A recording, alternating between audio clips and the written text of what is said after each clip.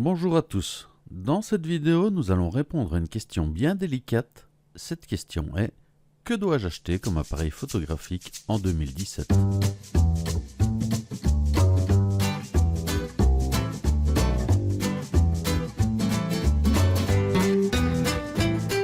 Choisir un appareil photo qui correspond à vos besoins n'est pas chose aisée. Si vous ne maîtrisez pas une multitude d'aspects, vous allez vite être perdu dans la jungle de choix disponibles proposés par les différents constructeurs. Nous allons donc ici tenter d'établir quelques règles vous permettant de choisir au mieux votre ou vos appareils photographiques. En effet, lorsque l'on est passionné, on dispose souvent de plusieurs appareils, et ceci pour une raison simple. Aucun appareil ne remplit tous les critères idéaux et n'est parfait. Chaque appareil a son ou ses domaines de prédilection avec ses atouts et ses inconvénients. Et comme tout le monde est différent, un atout ou un inconvénient n'en est peut-être pas un pour tout le monde. Dans cette vidéo, je vous propose donc de voir les différents aspects à prendre en compte lors de votre achat et à la fin, je vous dévoilerai une sélection pour ceux d'entre vous qui ne souhaitent pas s'embarrasser de trop de techniques. Commençons donc notre analyse. Le point le plus important à prendre en considération lors de votre achat est le budget que vous souhaitez y consacrer. Celui-ci peut varier de quelques centaines d'euros à plusieurs milliers d'euros. Commencez donc par fixer votre budget. Sur divers forums photos, je suis toujours étonné de voir que beaucoup de gens se demandent quel appareil choisir sans même donner un budget. Je ne vois donc pas comment les aider sans cette donnée capitale. Ensuite, il faut choisir un appareil. Notez tout d'abord que je ne vais parler ici que d'appareils photo. J'exclus donc volontairement les smartphones, tablettes, caméras ou autres appareils capables de prendre des photos. Ceci étant dit, sachez qu'il existe plusieurs types d'appareils qui ont chacun des avantages et des inconvénients. Commençons par décrire les principales catégories d'appareils.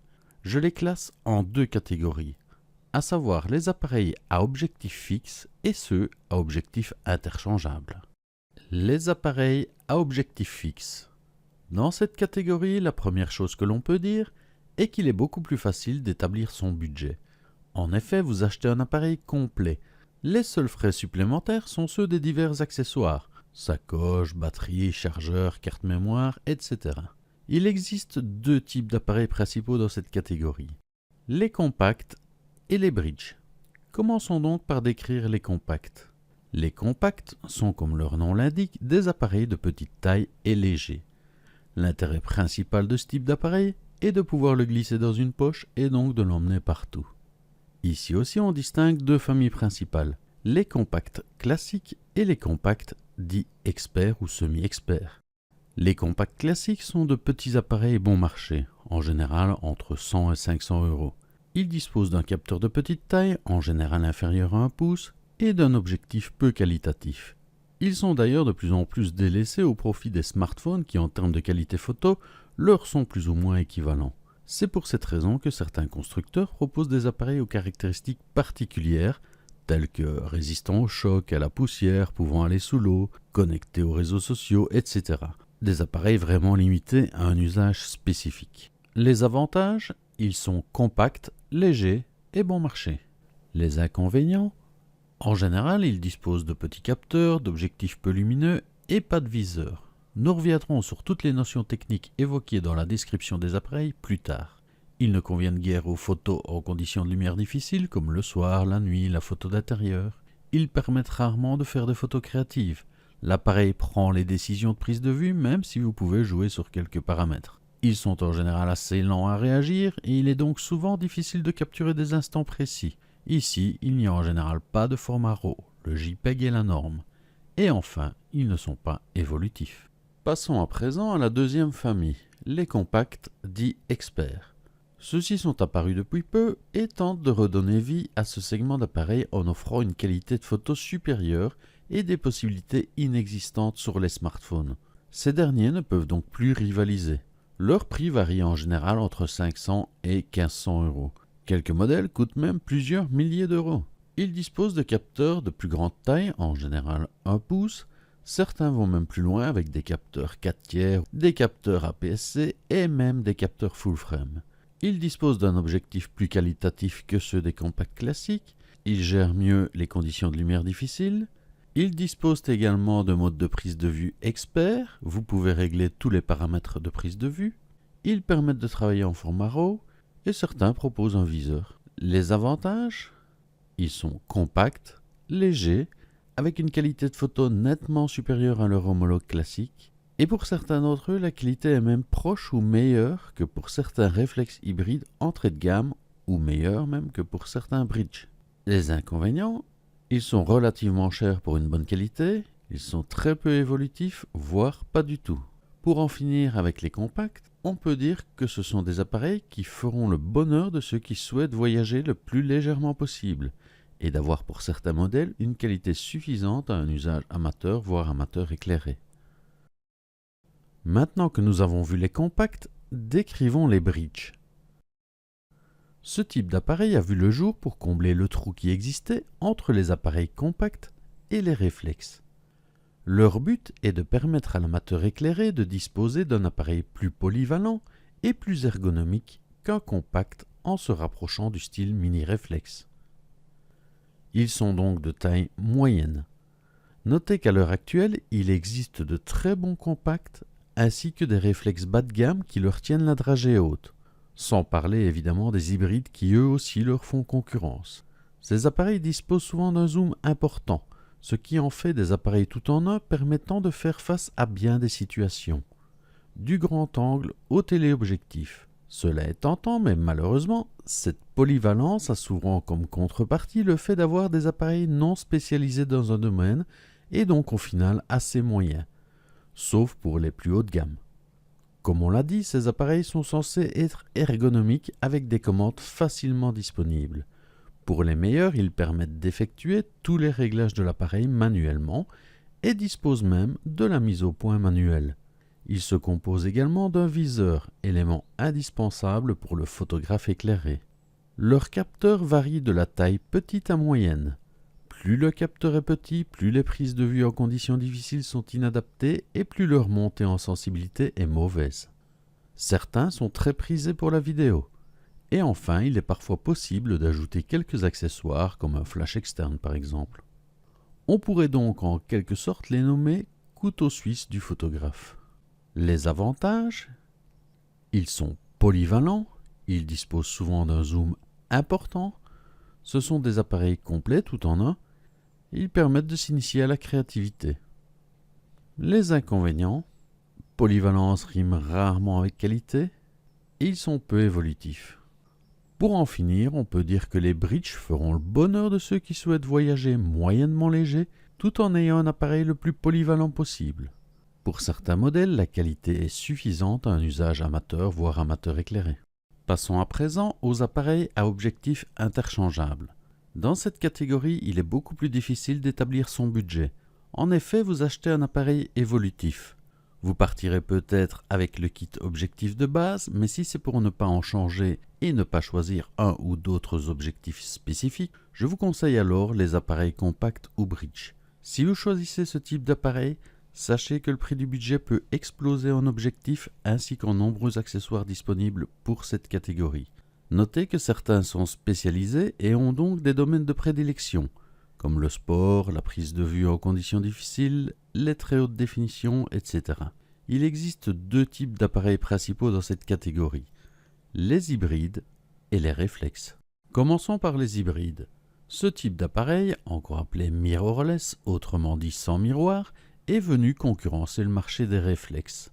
Comme ils sont dépourvus de miroir, leur encombrement et leur poids sont bien moindres qu'un réflexe, ce qui en fait généralement leurs principaux atouts face à ces derniers. Attention toutefois au fait que certains objectifs sont très lourds, et donc dans ce cas, la différence de poids entre un réflexe et un hybride équipé d'un tel objectif s'amenuise. Le prix varie de 500 à plusieurs milliers d'euros. Il y en a donc aussi bien pour l'amateur que le professionnel. Vu l'absence de miroir, la visée se fait par l'écran LCD situé au dos de l'appareil ou encore à l'aide d'un viseur électronique pour les modèles plus qualitatifs, élément encore rédhibitoire pour certains. Le capteur varie de la taille petite à très grande. Les plus grands capteurs sont identiques ou comparables à ceux des réflexes. Les appareils munis de tels capteurs permettent donc des montées en sensibilité élevées et offrent une plage dynamique relativement grande.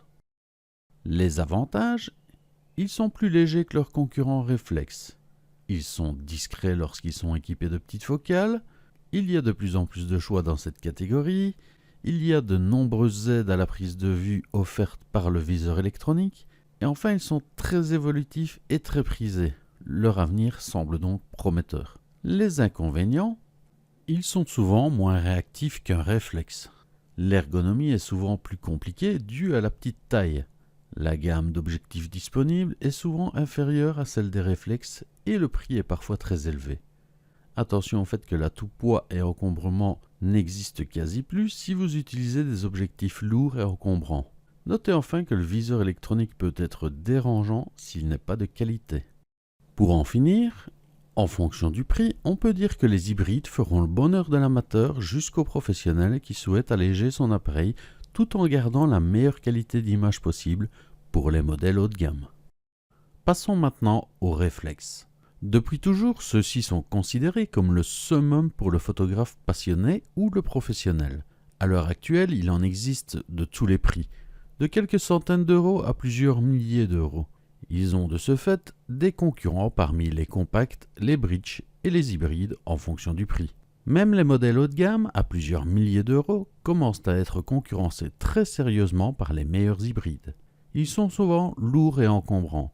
Leur système de visée miroir prend en effet de la place. Ils disposent donc d'une visée optique. Certains ne jurent que par ce type de visée et ne sont pas convaincus par le viseur électronique. Leur grande taille facilite généralement la disposition des différents boutons permettant le contrôle des fonctions de l'appareil. Par conséquent, ils sont souvent prisés pour leur ergonomie. À l'heure actuelle, ils disposent en général du parc d'objectifs le plus conséquent ainsi que des accessoires les plus nombreux par rapport à leurs concurrents. Leurs capteurs varient de la taille moyenne à très grande. La montée en sensibilité est en général très bonne. Les avantages, ils disposent de nombreux objectifs et accessoires. Ils sont donc très évolutifs. En outre, ils sont ergonomiques et très réactifs. Les inconvénients, ils sont massifs et encombrants. Le prix peut vite s'envoler.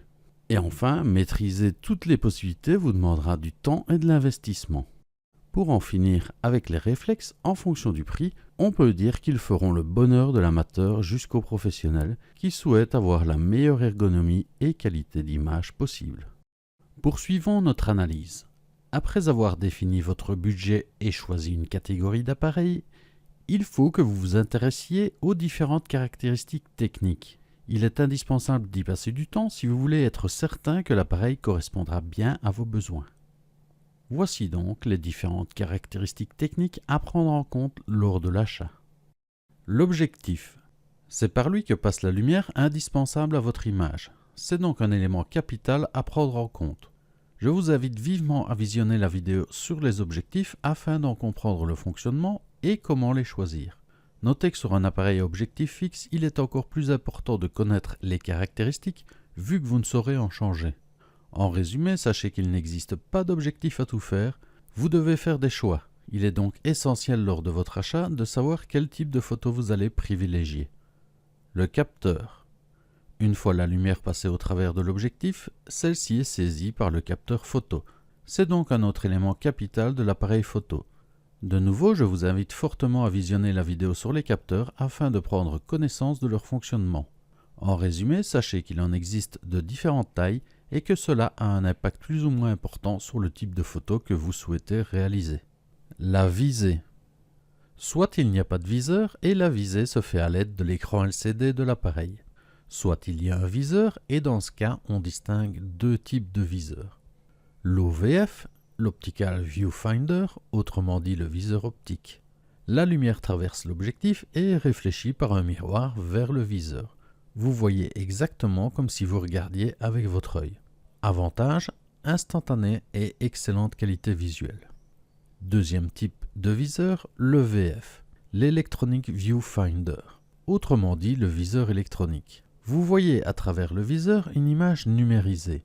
Un processeur traite le signal qui arrive sur le capteur de votre appareil, applique vos réglages et vous montre le résultat sur un mini-écran de visualisation, ici nommé le viseur électronique. Vous voyez, entre guillemets, ce que voit le capteur de votre appareil qui, rappelons-le, ne fonctionne pas comme notre œil. Avantage, vous voyez donc l'image plus ou moins comme elle sera. Le processeur prend en compte vos réglages pour afficher l'image sur le mini-moniteur. De plus, vous pouvez afficher une multitude d'informations dont la plus intéressante est certainement l'histogramme en direct.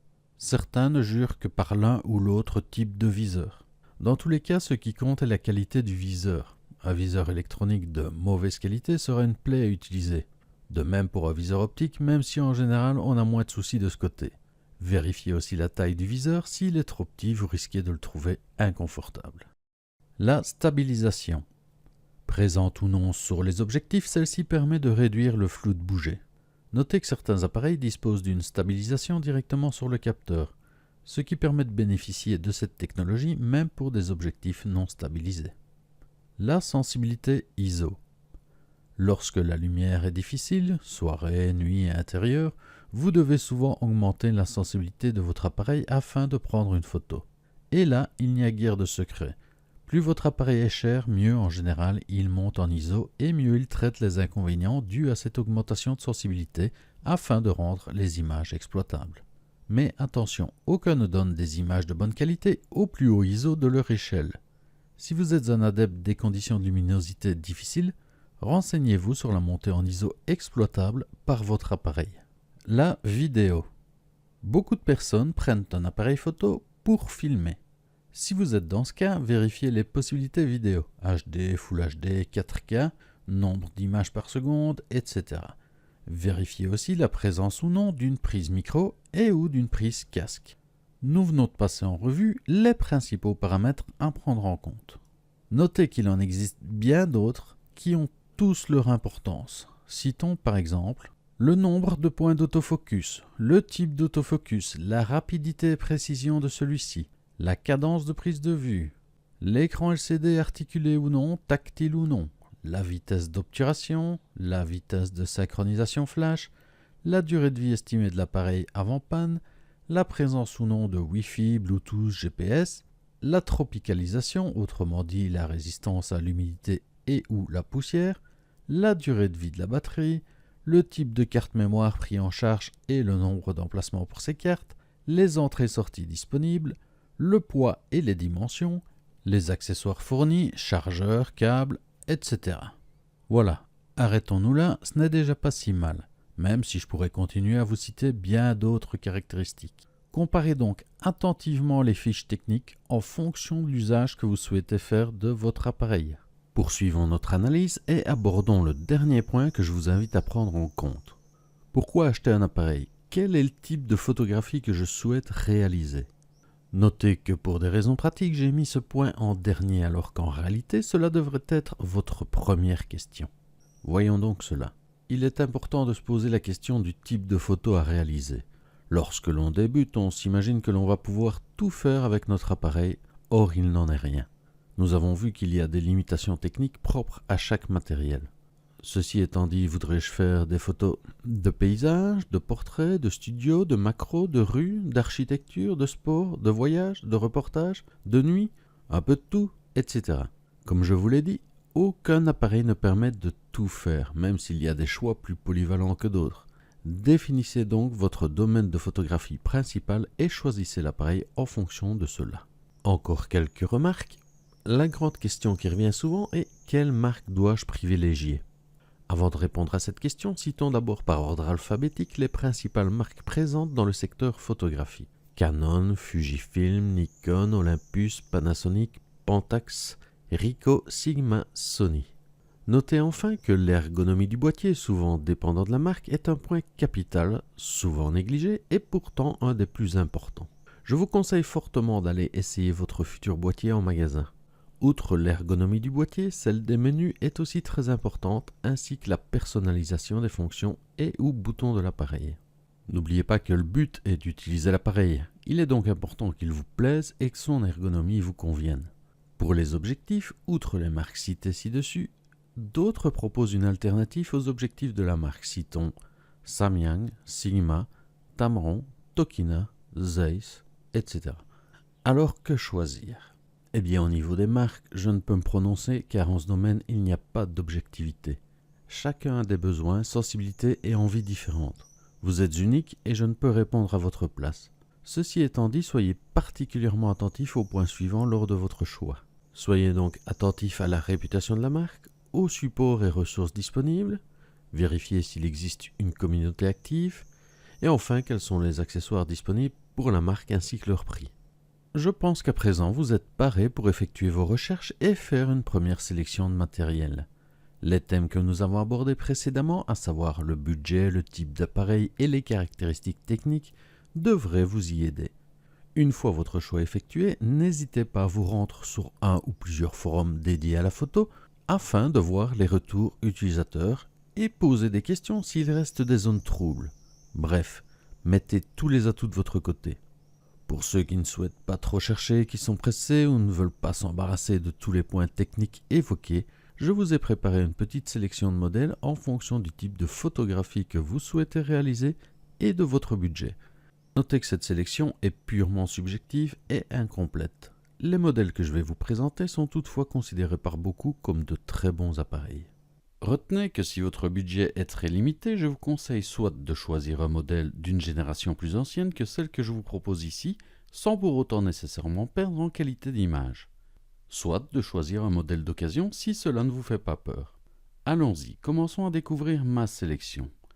Si votre budget est d'environ 200 € ou inférieur, vous risquez fort d'être déçu et ne pas voir de différence par rapport à un smartphone. Je vous conseille donc d'économiser. Aux alentours des 300-400 €, vous n'aurez guère plus d'autre choix qu'un compact classique. Il m'est vraiment difficile de vous recommander un produit plus qu'un autre, il existe des dizaines et des dizaines de modèles avec chacun des avis positifs, négatifs. Aucun appareil ne fait vraiment l'unanimité, mais tous devraient vous permettre de faire de plus jolies photos qu'avec votre smartphone. Vous serez limité dans votre créativité. Ils ne sont spécialisés dans aucun domaine photographique, ce sont des appareils pour les débutants et ou pour les personnes ayant un budget limité. Si vraiment vous ne souhaitez pas chercher par vous-même, jetez un œil à la série des PowerShot SX chez Canon avec les modèles 730 HS ou éventuellement le modèle précédent, le 720 HS. Chez Sony, je vous recommande la série HX avec le HX90. Chez Panasonic, la série des Lumix avec notamment le Lumix TZ80 ou son successeur, le TZ90. Et si vous cherchez un appareil baroudeur résistant à l'eau, au choc, au froid, etc., regardez du côté de chez Olympus avec la série Touch. Et dans cette gamme de prix, le modèle TG4. Si je dois vous donner un autre conseil, c'est de regarder la sélection de la gamme suivante que je vous propose. Il vous faudra certainement encore économiser un peu, mais la différence n'est parfois pas très grande pour des modèles parfois bien plus qualitatifs. Aux alentours des 400-600 €, vous aurez le choix entre compact classique, compact expert entrée de gamme ou bridge entrée de gamme. Si vous cherchez un appareil léger et transportable faisant de belles photos, tournez-vous vers les compacts classiques, voire experts entrée de gamme. Chez Panasonic, je vous propose le Lumix TZ100. Chez Canon, je peux vous proposer par exemple le Canon PowerShot G9X Mark II. Chez Sony, vous avez les Sony RX100 version 1 et version 2. Si vous souhaitez un appareil résistant et conçu pour résister à l'eau, au froid, au choc, etc., de nouveau, vous avez chez Olympus la version TUF TG5. Si vous cherchez la polyvalence, la possibilité de régler les paramètres, je vous conseille les bridges, et en particulier les bridges Panasonic avec les modèles Lumix FZ82 ou encore le FZ300. Avec certains des appareils présentés ici, vous pouvez commencer à faire de la photo plus sérieusement. Vous serez en mesure de contrôler plusieurs paramètres, de souvent pouvoir travailler en RAW, d'être plus à l'aise dans certaines conditions difficiles. Entre 600 et 1000 €, vous aurez le choix entre compact expert, bridge hybride entrée de gamme et réflexe entrée de gamme. Vous pouvez parfois commencer à aborder des domaines photo plus spécifiques suivant votre choix. Si vous cherchez un appareil léger, entièrement paramétrable, transportable et faisant de très belles photos, je vous conseille de choisir parmi ces modèles de compact expert les Sony RX100 version 3, 4 ou 5. Chez Canon, le G7X Mark II ou encore le PowerShot G5X. Chez Fujifilm, vous pouvez vous tourner vers le X70. Chez Panasonic, vous avez accès au Lumix LX15. Si vous souhaitez plus de polyvalence, tournez-vous alors vers un bridge. Ici, je vous conseille le Panasonic FZ1000. Dans cette gamme de prix, vous avez accès aux réflexes et hybrides entrée de gamme. Suivant l'objectif que vous allez lui adjoindre, vous aurez potentiellement accès à plusieurs domaines photographiques. Notez cependant que dans ce cas, votre budget explosera bien au-dessus des 1000 euros. Voici quelques idées de choix. Pour la catégorie hybride, je vous conseille le Canon M6 ou encore le Sony Alpha 6000. Si vous souhaitez un réflexe, je peux vous conseiller le Nikon D5600, le Canon EOS 200D ou encore le Pentax K70. Je le répète encore une fois, attention au prix des objectifs pour les hybrides et les réflexes. Entre 1000 et 2000 euros, vous aurez le choix entre compact expert très haut de gamme, bridge très haut de gamme, hybride et réflexe moyen de gamme. Pour les hybrides et réflexes, presque tous les domaines de la photo vous sont ouverts en fonction de votre choix. À ce niveau de prix, vous devez absolument lire les fiches techniques et les comprendre. Voici quelques pistes. Pour les compacts experts, je vous conseille le Fujifilm X100F. Si vous souhaitez un bridge, regardez du côté du Sony RX10 Mark III ou encore les Panasonic Lumix FZ2500 et FZ2000. Au niveau des hybrides, je peux vous conseiller le Canon EOS M5 ou encore les Fujifilm X-T20, X-T2 ou encore le X-Pro 2. Chez Sony, vous avez les Sony Alpha A6300 et le Sony Alpha A6500. Chez Panasonic, vous avez les hybrides Lumix G80 ou encore le Lumix GH5. Chez Olympus, vous pouvez vous tourner vers l'OMD EM5 Mark II. Si vous partez vers un réflexe, je vous conseille le Canon EOS 80D ou encore le Canon 7D Mark II ou alors chez Nikon, les Nikon D7500 ou le Nikon D500. De nouveau, soyez très attentifs au prix des objectifs. Au-delà de 2000 euros, vous aurez le choix entre des hybrides et des réflexes haut de gamme. Presque tous les domaines de la photo vous sont ouverts en fonction de votre choix. Il ne faut cependant pas se tromper et bien étudier les caractéristiques. Ici aussi, vous devez lire, vous renseigner et comprendre les fiches techniques. Si cela vous rebute d'investir en temps, autant ne rien prendre, vous ne saurez vous servir de l'appareil. Voici quelques pistes. Chez Sony, vous avez le choix entre les Alpha A7 version 2, le A7R2 ou encore le Alpha 9 ou le Alpha 99 Mark II. Chez Canon, vous pouvez choisir l'entrée de gamme des full frame, autrement dit le 6D Mark II. Vous avez aussi les EOS 5DS et 5D SR ou encore le 5D Mark IV ou le EOS 1DX Mark II. Chez Nikon, je vous conseille les D750, D810 ou le D5. Et enfin, chez Ricoh, vous avez le Pentax K1. Pour terminer, je vous remets ici ma sélection pour les appareils à moins de 600 euros et ensuite vous trouverez les appareils à plus de 600 euros. Je vous remercie d'avoir suivi cette vidéo et vous dis à bientôt pour un prochain tutoriel.